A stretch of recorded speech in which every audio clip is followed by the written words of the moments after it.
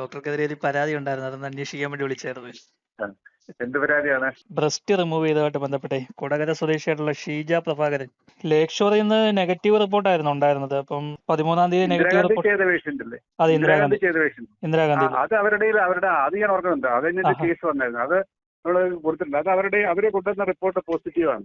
അത് വെച്ചാണ് നമ്മൾ പ്രൊസീഡ് ചെയ്തിരിക്കുന്നത്. ആ പേഷ്യന്റ് ഒരു പുറത്തൊരു ബയോപ്സി, എനിക്ക് തോന്നുന്നത് ജീവ ലാബ് എന്ന് പറഞ്ഞ തൃശ്ശൂർ ലാബിൽ നിന്ന് പിന്നെ ഇൻഫിൽട്രേറ്റിംഗ് ഡക്ട് കാർസിനോമ എന്ന് പറഞ്ഞുള്ള ബയോപ്സി റിപ്പോർട്ടുമായിട്ട് വന്ന പ്രൂവൺ ക്യാൻസറുമായിട്ട് അവരെന്റെ അടുത്ത് വന്നു.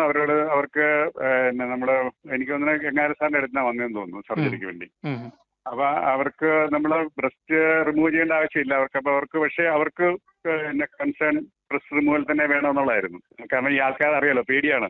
നമ്മൾ എത്ര പറഞ്ഞാലും നമ്മളിപ്പം ബ്രസ്റ്റ് റിമൂവൽ സാധാരണ ചെയ്യാറില്ല. ചെയ്യുമ്പോൾ എല്ലാവരും ബ്രസ്റ്റ് കൺസർവേഷൻ ആണ് നമ്മൾ അഡ്വൈസ് ചെയ്യാറുള്ളത്. പക്ഷെ എന്നാലും ആൾക്കാർ വരുമ്പോൾ തന്നെ ഫ്രാൻറ്റിക് ആയിട്ട് റിമൂവ് ചെയ്ത് അടങ്ങുമെന്നും പറഞ്ഞാൽ വരിക. അപ്പൊ അതിന്റെ അനുസരിച്ചാണ് നമ്മൾ സർജറി ചെയ്തത്. അതിന്റെ ബയോപ്സി റിപ്പോർട്ട് അവരെ അന്വേഷിച്ചാൽ കിട്ടും, ഫയലിലുണ്ടത്.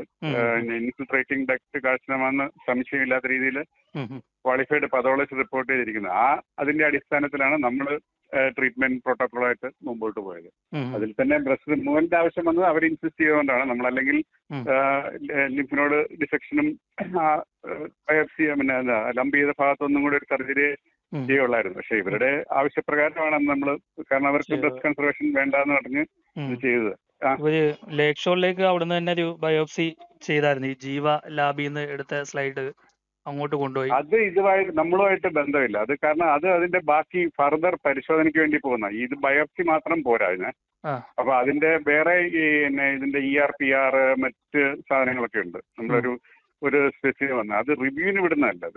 അത് നമ്മൾ ഒരു പ്രോട്ടോകോളാണ്. അതായത് ഈ നമ്മളിപ്പോ ഒരു ട്യൂമർ ബ്രസ്റ്റ് തന്നെ എടുത്താൽ നമുക്കിപ്പം ബ്രസ്റ്റ് ക്യാൻസർ എന്ന് പറഞ്ഞാണ് സാധാരണ ലാബിൽ നിന്ന് പറയുക. ഇൻവേസീവ് ഡക്ട് കാർസിനോമ എക്സാമ്പിൾ അങ്ങനെ വരുള്ളൂ. അത് വെച്ചിട്ട് നമുക്ക് ഈ ട്രീറ്റ്മെന്റ് സ്റ്റാർട്ട് ചെയ്യാന്നേ ഉള്ളൂ. ഫർദർ കീമോതെറാപ്പി, റേഡിയേഷൻ തുടങ്ങിയ കാര്യങ്ങൾക്ക് ഡിസൈഡ് ചെയ്യാൻ വേണ്ടി അതിന്റെ ബ്രസ്റ്റ് പാനൽ എന്ന് പറഞ്ഞൊരു സാധനമുണ്ട്. നമ്മുടെ എന്താ പറയണേ, ഈ oestrogen progesterone receptor HER2 new KI എന്നൊക്കെ പറഞ്ഞു അത് നോക്കാൻ വേണ്ടിയാണ് വീണ്ടും പരിശോധനയ്ക്ക് വിടുന്നത്. അല്ലാതെ ഇത് റീചെക്ക് ചെയ്യാൻ വിടുന്നതല്ല. കാരണം ഒരു പതോളജിസ്റ്റ് നമുക്കൊരു റിപ്പോർട്ട്, ക്വാളിഫൈഡ് പതോളജിസ്റ്റ് തരുന്ന റിപ്പോർട്ട് നമുക്ക് റീചെക്ക് ചെയ്യേണ്ട ആവശ്യമില്ല. നമ്മൾ അവിടെ വെച്ച് ഡിസിഷൻ എടുത്താൽ അങ്ങനെ നമ്മൾ നോക്കിയാൽ നമ്മൾ ഒരു പേഷ്യന്റ് നമ്മുടെ ആശുപത്രി വന്ന എല്ലാ പരിശോധനയും നമ്മൾ വീണ്ടും റിപ്പീറ്റ് ചെയ്ത് ആരെയും സമ്മതിക്കുമോ? ഇവിടെ ഒരു പേഷ്യന്റ് പുറത്തുനിന്ന് പരിശോധനയായിട്ട് വരുന്നു, ഉടനെ ഓക്കെ ഇവിടെ വന്നു എൻ്റെ ആശുപത്രി വന്നു എല്ലാം ഞാൻ റിപ്പീറ്റ് ചെയ്യുക എന്ന് പറഞ്ഞു കഴിഞ്ഞാൽ നമ്മൾ അങ്ങനെ ഒരു പ്രൊസീജിയർ ഇല്ല. ബേസിക്കലി പറയണ ഇനിഷ്യൽ റിപ്പോർട്ടിന്റെ ബേസിലാണ് നമ്മൾ കാര്യങ്ങൾ മുമ്പോട്ട് പോവുക.